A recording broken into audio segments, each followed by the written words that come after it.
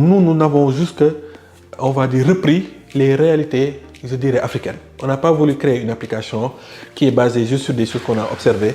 On a dit, ok, moi quand j'étais enfant, quand je partais à l'école, au collège Sacré-Cœur, je passais chez le boutiquier pour prendre un biscrème de 300 francs ou quelque chose d'autre.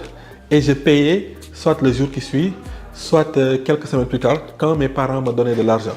Et donc cette réalité, on va dire, de prendre chez le boutiquier, d'ouvrir un cahier, de payer plus tard, est quelque chose qui est historiquement et culturellement ancré partout.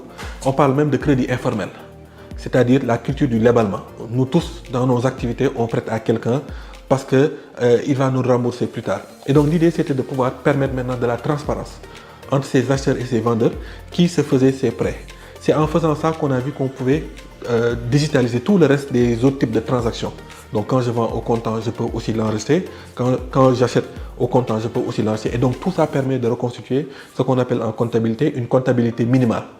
Et c'est ça qui permet de sortir tous ces acteurs-là de l'informel au formel. Parce que pour être formel, il faut avoir les statuts d'entreprise et il faut aussi avoir une mini-comptabilité. Et nous, on permet à tous ces micro-entreprises aujourd'hui d'avoir cette mini-comptabilité.